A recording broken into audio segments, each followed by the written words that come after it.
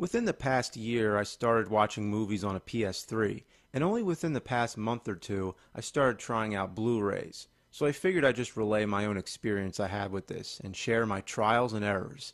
Now, the first PS3 I had went dead within 5 minutes. No joke. I used the fucking thing for 5 minutes and it shut down, I got a blinking light, and I could never get it to power on again. This is my second one. I've had it for a while now, and it's been okay. I use a fan on the front of it here to try to prevent it from overheating, but if it overheats in 5 minutes, that's some faulty design.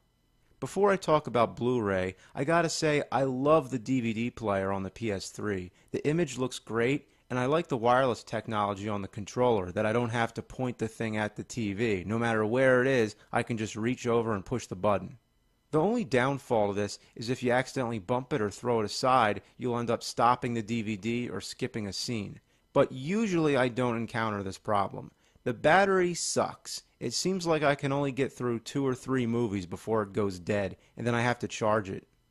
I like when you hit select, it shows all your stats, like how long the movie is and all that stuff. It's unobtrusive and it looks good.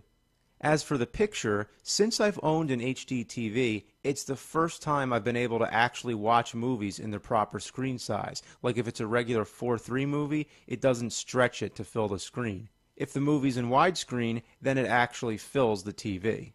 On my old DVD player, a widescreen movie would get letterboxed and it stretches the whole thing out. I think the problem was that the old DVD player did not have an HDMI output. It only had the regular RCA cables. So what I've come to learn is that going from this to that makes a huge difference.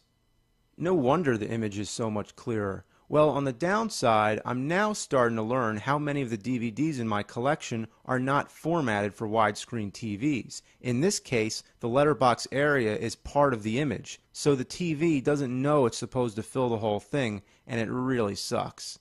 Whenever this happens, I have to use the TV's digital zoom to get it to fill the screen. Now I understand why everyone was complaining about the original Star Wars trilogy never being released in this format. In other words, the special editions will fill the screen, the original unaltered versions will not. So once I felt confident using the PS3 as my DVD player, I decided to get myself some Blu-rays and try them out. Well, listen to this. There was no sound on the movies. There was sound on the opening logos, the trailers in the beginning, the bonus features, everything, but when you play the main movie, no sound. It seemed to be a problem related to Blu-ray, as it never happened on any of my regular DVDs. I went into all the menus and messed about with the audio settings. Nothing solved the problem. That was until I tried the other menu you get by pushing the triangle button. It brings up a bunch of vague symbols. I tried them all out to see what they do. One of them turned out to be another menu for audio settings. This menu had some options that were not in the main menu that you see when you first turn on the PS3. I changed some PCM or bitstream or some shit, and finally the sound came on. There's another problem I'm having with the controller, but it's more like a minor inconvenience. When you're playing a Blu-ray, the controls are different than if you're playing a regular DVD. Play and pause is no longer X. Now it's start. Fast forwarding and rewinding, on a regular DVD it's left and right on the control pad, but on a Blu-ray you have to use L and R. It was much easier before because I could use one hand or even just reach over, but now I have to pick the thing up and use both hands.